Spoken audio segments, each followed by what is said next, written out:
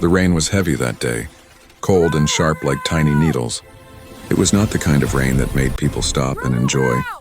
It was the kind that made people run and hide. But one person was not hiding. She stood still, right outside the gate of the military training camp. Her uniform was soaked. Her boots were sinking into the muddy ground. She had no umbrella, no cover, and no expression on her face. Her name was Sarah Vaughn. She didn't move. Not when the guards looked at her with pity. Not when the door closed behind her with a loud metal sound. Not even when the water rolled down her face, mixing with her tears. If she was crying, no one could tell. The rain was too strong, hiding everything. Just 1 hour ago, she was inside. She was sitting with her team, eating a simple lunch. They were laughing, talking about the next drill. She was one of them, or at least she thought so. Then the captain walked in, his face tight and serious. He looked straight at her and said only 4 words. "Throw her out now." The whole room went silent.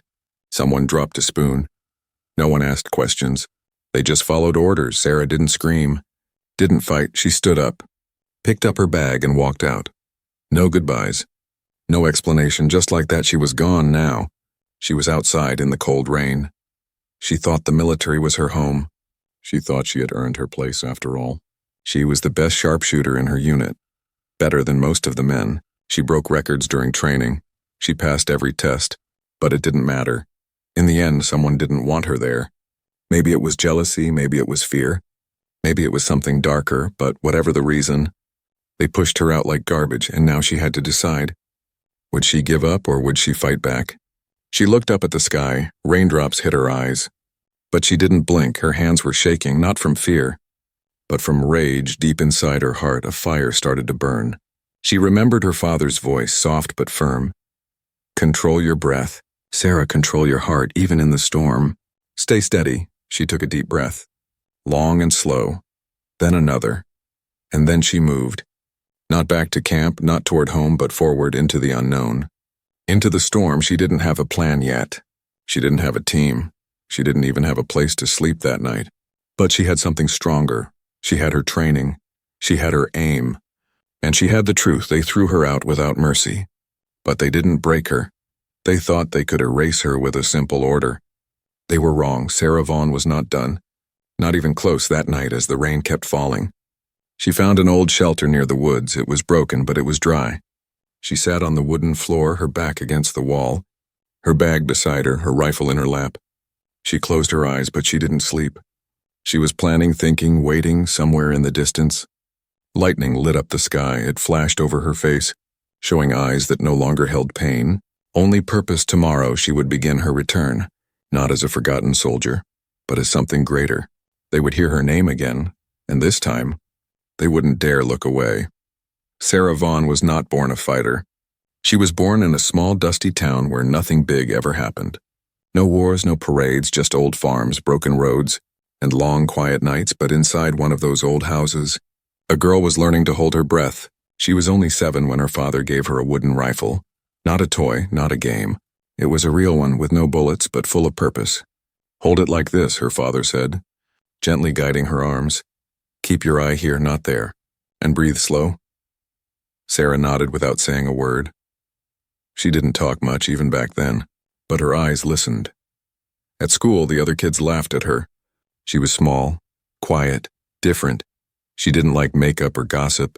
She liked dirt trails, tree branches, and the weight of metal in her hands. The teachers called her a dreamer. The boys called her Ghost Girl, but her father called her Sniper. And that name meant everything to her. Her father was no soldier, but he had been a hunter all his life. He taught her about wind direction, breathing control, and how stillness was stronger than speed. While other girls were painting their nails, Sarah was lying flat on her belly in the forest, eyes on the scope, heart calm, finger steady. She never fired unless it was clean. One shot, one chance, that rule stayed with her forever. One winter morning, a man came to their house. He wore a uniform and dark sunglasses. He handed her father a folded flag. Sarah didn't understand. But when her mother started crying and her father turned away, she knew something terrible had happened. Her uncle had died in a distant war. A sniper bullet to the chest. Sarah didn't cry. Instead, she picked up the rifle again and whispered. One shot. By the time she turned 14, She was beating every grown man at the local shooting range. The owners joked that her eyes were made of glass and her hands made of steel. But Sarah knew it wasn't magic. It was focus, silence, and pain turned into power. She wore old jeans, messy hair, and a look that said, "Don't underestimate me." Her father built her a small practice course in the backwoods. It had moving targets, hidden obstacles, and wooden dummies sometimes. She trained so long her fingers turned red from the cold. But she never stopped, she never asked. "Why me?" She only asked, "What's next?" At 16, she joined the ROTC program at her school. She walked in wearing borrowed boots and a second-hand cap. The room went quiet. The boys smirked, one of them whispered, "She won't last." But by the end of the month, they weren't laughing anymore. She ran faster, shot straighter, and stayed calmer than any of them. One evening, after a long drill, the instructor pulled her aside. "Vaughn," he said, "you've got something rare." Sarah didn't smile, she just nodded. "I want to recommend you for the advanced pre-military camp next summer," he added. Sarah went home and told her father. He said nothing at first. Then he placed both hands on her shoulders and whispered, "Go prove the world wrong that summer." Sarah trained with people 5 years older than her. She didn't speak unless she had to, but her shots always spoke for her. One of the instructors called her Ice Heart. It was supposed to be a joke, but it became her nickname in every competition. She wasn't cold. She was just focused.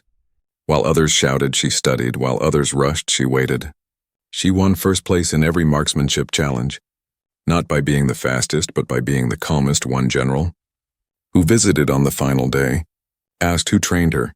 "Just my dad," Sarah said. The general smiled and replied, "Then your dad made a weapon of peace." When Sarah graduated high school, she didn't go to college. She went straight into military training. She wanted more than medals, she wanted respect. But what she didn't know yet was that even in uniform, being a woman meant fighting twice as hard, no matter how many bullseyes she hit. Some people still only saw her ponytail. Still, Sarah never gave up. Because her story didn't begin on a battlefield. It began in a quiet forest with a wooden rifle, a father's voice, and a girl who knew that stillness could be deadly. And now, with every step forward, she carried her childhood like a weapon, not to harm, but to remind the world what focus can do. The air inside the training base was heavy that morning, the kind of heavy that warned something bad was coming. Sarah Vaughn didn't know it yet, but that day would change everything she believed in. She had spent months proving herself again and again. Every drill, every test, every mission, she came out on top. Her aim was perfect, her discipline unmatched. Even her instructors whispered that she might be the best recruit they had ever seen. But not everyone liked her success. Not everyone wanted her to rise behind the walls of the base. Jealousy grew quietly like rust. Some couldn't stand that a woman, and a young one, was breaking all their records. Others hated that she didn't play politics, didn't flirt, didn't bend. Sarah didn't realize that in the military, talent wasn't always enough. Sometimes it was the threat that made you a target. One afternoon, after a long sniper endurance trial, she found a note slipped under her door. It had no name, no signature, only one sentence. "Be careful who you trust." She laughed at first. She thought it was a joke, maybe from another recruit, but that night, she noticed people whispering as she walked past. Conversation stopped when she entered the room. Eyes followed her everywhere. Something had changed. Something unseen but dangerous. The next morning, her commanding officer called her into his office. He didn't smile. "Lieutenant Vaughn," he said slowly, "we've received a concerning report about your psychological stability." Sarah froze. "What report?" she asked. He pushed a file across the table. Her name was on it, but the handwriting inside wasn't hers. False evaluations, fake notes, twisted words that made her look unstable. According to the report, Sarah was emotionally volatile, unfit for high-pressure missions and a risk to others. Sarah's hands shook as she turned the pages. She couldn't believe it. Everything she had worked for was written away in lies. She looked up at her superior. "Sir, this isn't true," she said quietly. He didn't meet her eyes. "I don't make the rules," he replied. "Orders are orders." Within an hour, the message spread through the camp. Sarah Vaughn, the top sharpshooter, was under investigation.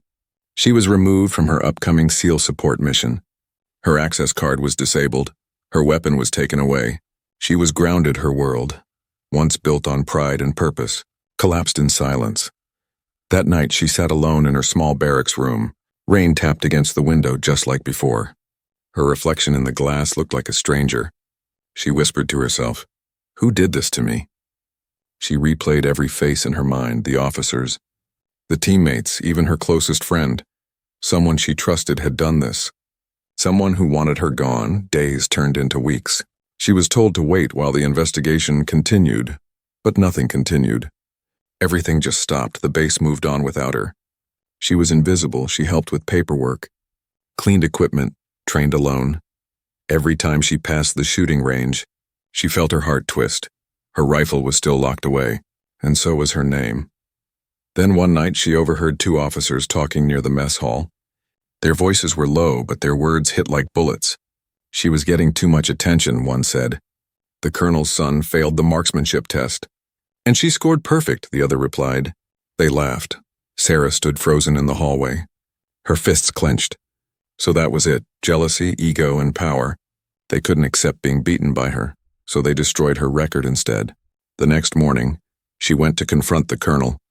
But before she could enter, military police were waiting. "Lieutenant Vaughn," they said, "you've been dismissed from the program." Her ears rang. Her world blurred. On whose authority? She demanded. "Direct order from command," they replied. No explanation, no appeal, just an order. Cold, final, absolute. She was escorted to the gate. The same gate where she once stood in the rain. The same gate where her story began. The guards avoided her eyes. They didn't want to see what they were doing. "Ma'am, please step outside," one of them said quietly. She stepped forward. The gate closed behind her, and for the second time, Sarah Vaughn was left standing alone in the rain. But this time she wasn't lost. This time, she wasn't broken. The betrayal had burned something deep inside her, something that couldn't be put out. She looked back at the camp one last time. Through the sheets of rain, the lights looked like distant stars. She raised her chin and whispered, "You took my badge, not my aim," that night. She made a promise to herself. She would find out who framed her. She would expose every lie, every false paper, every coward hiding behind rank. And when the truth came out, they wouldn't just see her as a soldier. They would see her as the one they couldn't silence. The one who came back stronger than before. And as lightning flashed above, Sarah Vaughn, the soldier they betrayed, began her silent war. 2 weeks passed since Sarah Vaughn was thrown out of the base. She didn't go home. She didn't call her parents. She didn't cry. Instead, she vanished. She kept to the shadows. Moving from one cheap motel to another, her phone was off. Her uniform packed away in a dusty bag.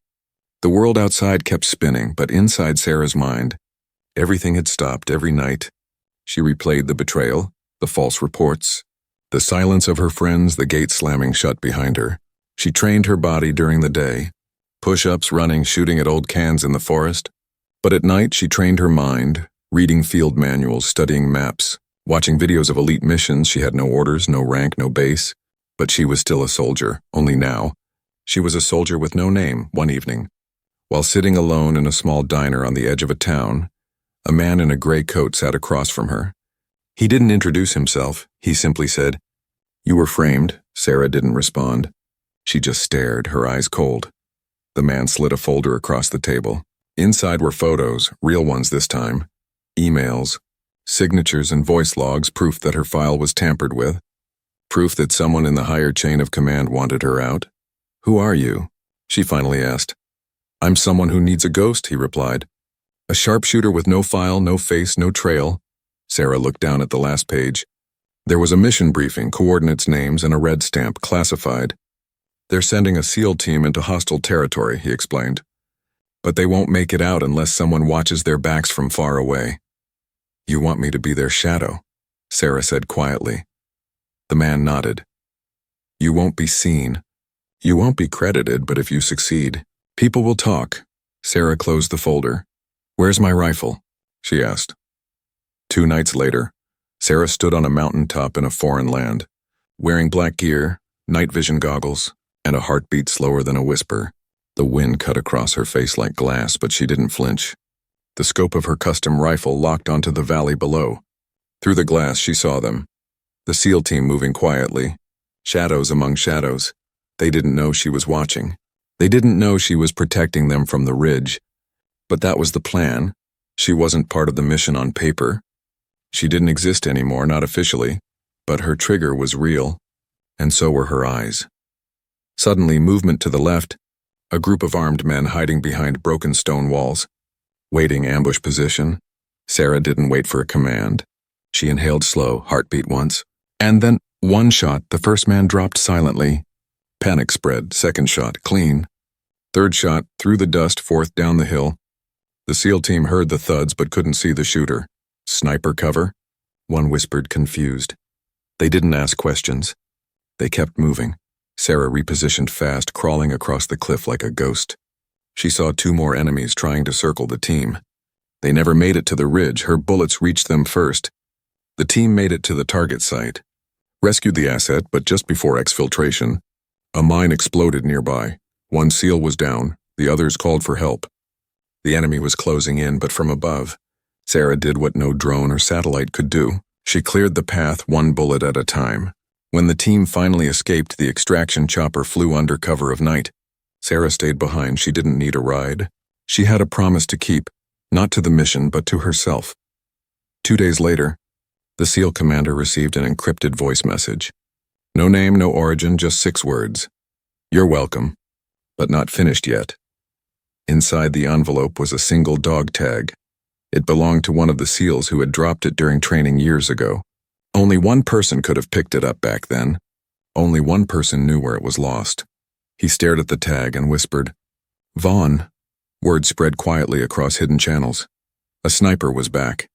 A ghost with eyes sharper than steel and hands steadier than death. She didn't ask for medals, she didn't need rank, all she wanted was her truth back. The man in gray sent another message to her. We have more missions. She replied only with 3 words. Send the coordinates. And just like that, the girl they threw out in the rain was now the one saving elite soldiers from the shadows. No uniform, no flag, only her name carried by bullets and silence. The desert was quiet, too quiet, no birds, no wind, not even the sound of sand shifting, just stillness, a dangerous kind of stillness. Sarah Vaughn lay flat on her belly at the edge of a rocky cliff, her body hidden under desert-colored cloth. Her sniper rifle rested on a small tripod made of bones and stone. She hadn't moved in 4 hours, not even to drink water. She had learned long ago, sometimes silence wins the battle before the bullet does. Through her scope, she saw them. 7 figures moving low and fast. Navy SEALs. Elite soldiers trained to move like ghosts. They didn't know she was watching. They didn't know she had been tracking their mission for days. But she knew their path and she knew what waited ahead. One of the SEALs, taller than the rest, stopped suddenly. He held up a hand, the team froze, Sarah zoomed in. A tripwire, cleverly hidden under desert sand. She followed the line with her eyes and saw the homemade bomb tied to a metal drum. Just 1 step and half the team would be gone. Sarah adjusted her aim. The tripwire's trigger pin was tied with a rusted bolt. It would take a near impossible shot. No wind, no margin for error. She inhaled slow. Her finger touched the trigger gently.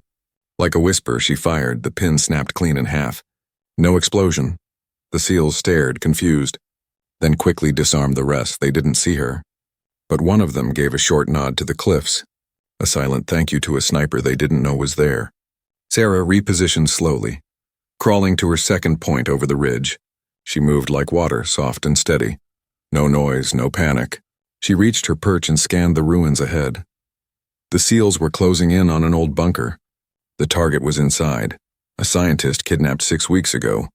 But something felt wrong, too easy, too quiet. Then she saw it. 2 hostiles hiding inside a crumbled building just behind the SEALs. One with a rocket launcher. Sarah's heartbeat slowed. She adjusted her scope to compensate for distance, elevation, and heat waves. She had only seconds. The SEALs kicked open the bunker door. The man with the launcher rose from behind cover. Sarah didn't blink, didn't breathe. 1 shot. The launcher slipped from his arms, falling sideways before exploding harmlessly in the dirt. The second hostile ran. Sarah tracked him through the smoke and dropped him with a clean shoulder shot. Non-lethal. The mission was still rescue, not revenge, inside the bunker. The SEALs found the scientist, alive but shaken. They began their extraction. Sarah kept scanning the rooftops. No more movement. But then she noticed something strange. a flash of light on a distant tower. A sniper, just like her. But this one wasn't here to protect. This one was waiting. For the SEALs to step out, Sarah calculated fast. The other sniper had a better position, higher ground, faster shot. But Sarah had something else, experience, instinct, and a promise not to let anyone else fall. She dialed in her shot, just one chance. The sniper leaned forward. Sarah squeezed the trigger. Her bullet shattered the enemy's scope and slammed into the wall inches from his eye. He ducked and vanished. The SEALs exited with the scientist. Moving quick and tight, dust rose behind their boots as a black chopper dropped into view. They loaded up fast just as the last soldier jumped on. Sarah saw another shadow, one last enemy, climbing a hill with a detonator. Too far, too fast. She aimed higher than usual, guessing the wind. The slope, the speed fired. The figure fell before he reached the peak. The detonator dropped harmlessly beside him. Silence returned. The chopper lifted into the sky. Through her scope, Sarah saw a small flash. One of the SEALs held up his hand, fingers forming a silent V, victory. She smiled just slightly later that night. She set up camp alone in the hills. She lit no fire, used no light, only stars above her, and the memory of each shot she had taken.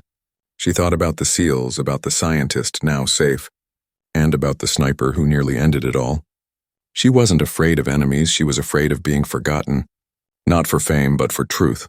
For the people who said she wasn't fit. For the ones who called her unstable. For the ones who threw her out in the rain, through her scope. She didn't see targets, she saw stories. She saw people worth saving, and as long as she had a rifle, she would protect them not because she had to, but because no one else would. And in that desert silence, Sarah Vaughn, the sniper they tried to erase, watched the stars blink softly overhead.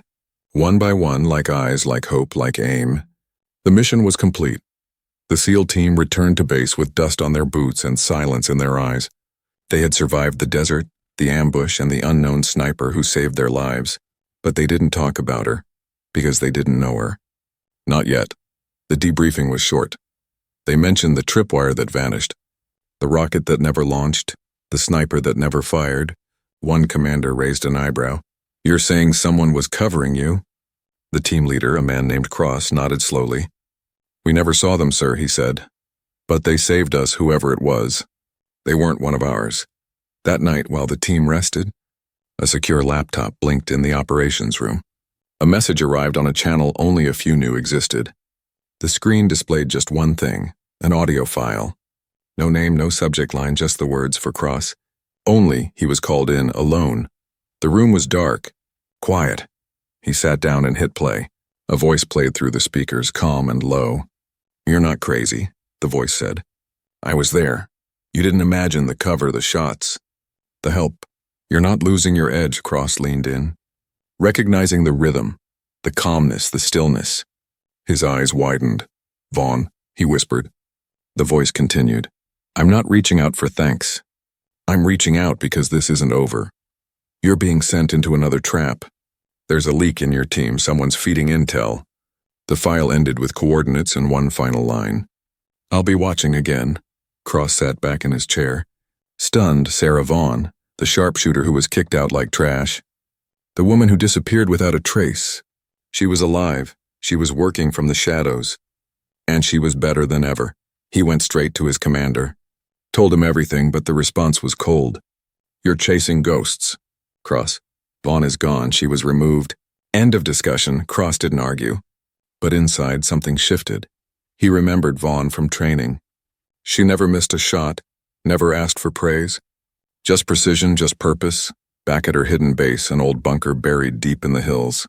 Sarah listened to the silence. She had sent the message knowing it was risky. But she needed them to know the truth. There was a mole inside. And the next mission would be deadlier than the last. She cleaned her rifle with slow care, checked her maps, marked movements. Then she opened a sealed case. Inside were 4 more encrypted recordings. Each one ready to send. Each one meant for a different SEAL. She wasn't reaching out for attention. She was building trust, one whisper at a time. The next mission came fast. A raid deep into enemy land to recover stolen tech. The SEALs moved quietly, but Vaughn was already in place. Days ahead, tracking patterns, watching strange activity. Soldiers moving before the SEALs even landed. Someone was warning the enemy from her perch. She watched the SEALs enter the zone, and from another ridge, she saw 2 enemy spotters already in place. She didn't wait, she neutralized the first, then the second, but more kept coming. The team was walking into a setup. Cross noticed it too late. Too many bodies, wrong patrol routes. It wasn't right. Suddenly, gunfire, ambush. Sarah's radio buzzed quietly. It was Cross. He was using the secret channel. "If you're there, we need help," he said. "I trust you." That one sentence changed everything. No more hiding, no more silence. Sarah moved. She flanked the ambush zone from above, picking off threats one by one, covering blind spots. Guiding the team with subtle shots. She didn't speak. Her bullets did. The SEALs pushed through, not because of orders, but because someone out there was clearing the path for them. In the chaos, Sarah spotted a figure watching from afar. He wore a different uniform, clean, untouched. She zoomed in and saw the unthinkable. He was one of their own. An Allied intelligence officer, holding a communicator, calling out their positions. The mole, there he was. She took a picture through her scope, then aimed, then stopped. Not yet. She had proof now, and that would be more powerful than a bullet. The SEALs escaped with the tech. Thanks to her, again back at base, Cross received a new file. Photos, locations, dates, and one line. He betrayed more than orders. He betrayed blood. This time, the command couldn't ignore it. An investigation began quietly, and Cross made a choice. He recorded a message of his own. "Vaughn, if you're still listening," he said, "you saved us again. Tell me what you need." The reply came hours later, in her steady voice. "Just one thing," she said. "My name back." And with those 4 words, contact was no longer a whisper. It was a signal. Sarah Vaughn was back. And this time she wasn't alone. For years her name was a whisper. Then it was erased. Now it was coming back. But not because the system wanted it. Because she forced it. The military brass never expected the photos. They didn't expect a signed recording of one of their own betraying troop positions. They didn't expect those files to come from the same woman they labeled unstable. But Sarah Vaughn didn't care what they expected. She cared about truth, and the truth had returned like a bullet through silence. The investigation moved fast once the pressure grew. Media whispers, anonymous tips, quiet rumors in high places. A scandal was blooming. Commanders called emergency meetings. Officers panicked. People started asking, who was Sarah Vaughn? And why was her name on every classified intel report from the last 3 Black Ops missions? They couldn't ignore it anymore. The SEALs she saved had filed formal letters of recognition, each letter signed with the words, "Submitted on behalf of the lives she saved." 12 soldiers, 12 voices, 12 truths. Cross met with the Joint Command in person. His uniform was sharp, but his voice was sharper. "Give her what she earned," he said. One general leaned back and replied coldly, "She's not official. She's not in the system anymore." Cross didn't blink. "Then fix the system," he said, and walked out behind closed doors. The debate burned. Some wanted to bury the problem. Others knew better. Sarah had become more than a name. She was a shadow on the battlefield, a symbol of what happened when skill was buried by ego. They feared her silence more than they had feared her aim. Meanwhile, Sarah stayed hidden, not to hide, but to watch. She saw her name appear on unofficial memos, heard her initials whispered in coded messages. She smiled only once when Cross sent her a secure message. "They're talking about you in the war room," she replied with just one word. Good. But even recognition wasn't enough. Sarah didn't want pity. She didn't want awards.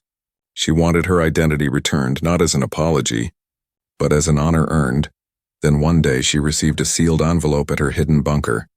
No return address. Inside was a single printed order. "Lieutenant Sarah Vaughn is hereby reinstated into the U.S. Armed Forces." At the bottom, a single note handwritten in black ink.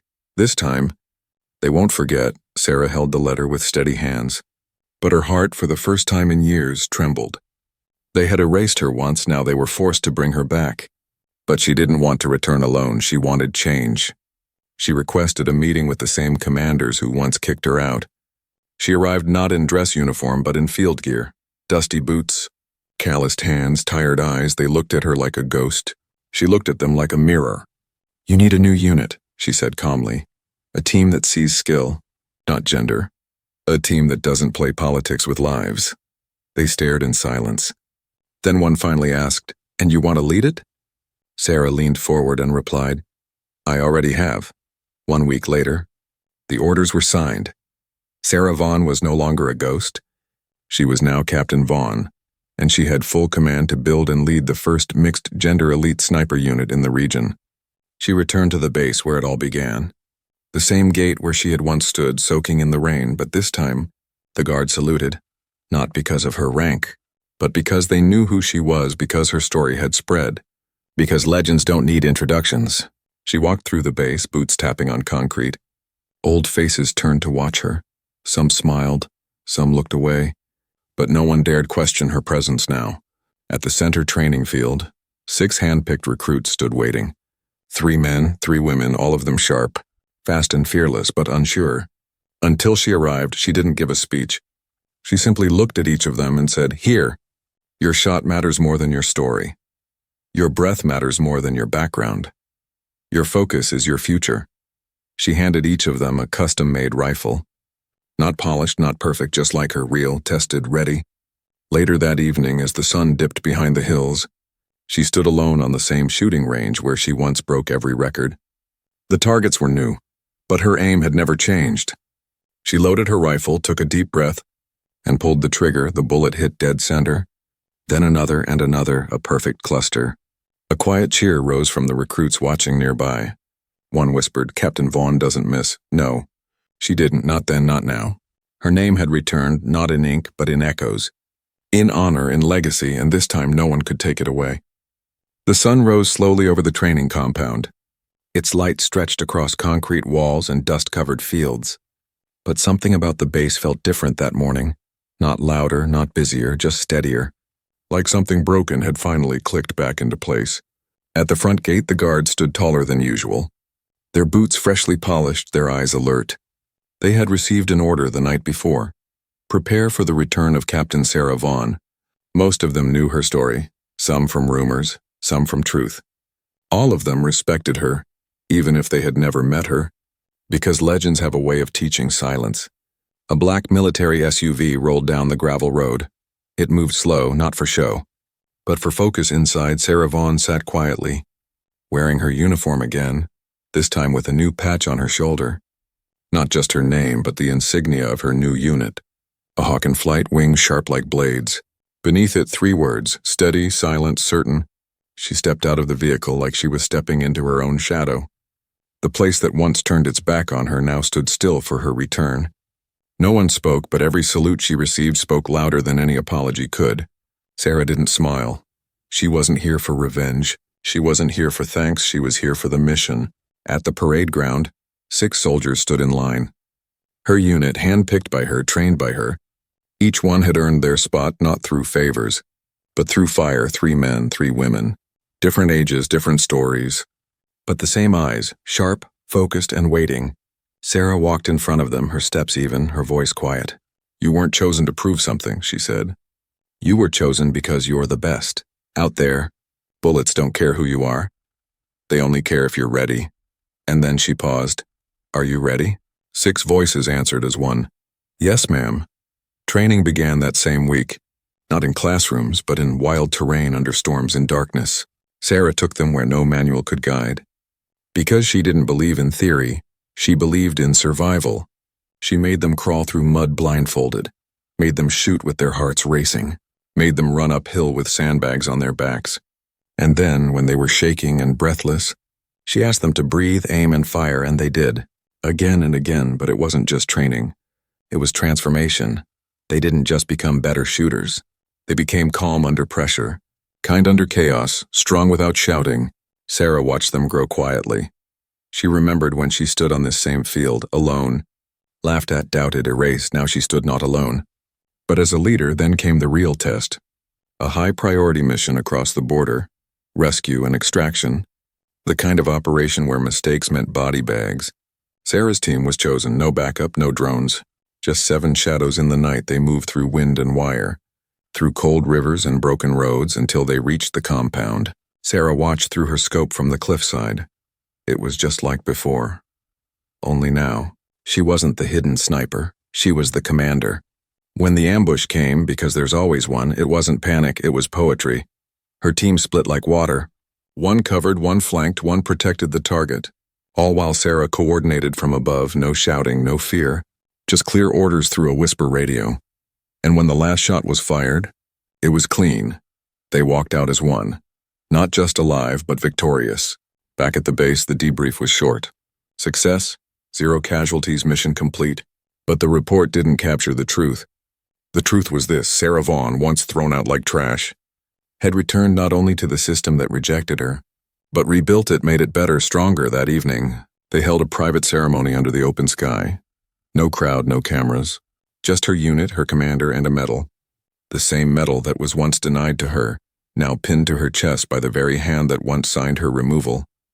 "Captain Vaughn," the commander said, "we were wrong." She nodded. "You weren't the only one," she replied. Later, she stood alone on the shooting range, the same place she had once broken records. She loaded her rifle, took her breath, fired dead center. Still steady, still silent, still certain, because Sarah Vaughn was never just a soldier. She was a storm in silence, a voice that no bullet could silence, and now, her name would never be erased again. Not by rain, not by betrayal, not by power. She didn't come back to be remembered, she came back to lead, and that she did.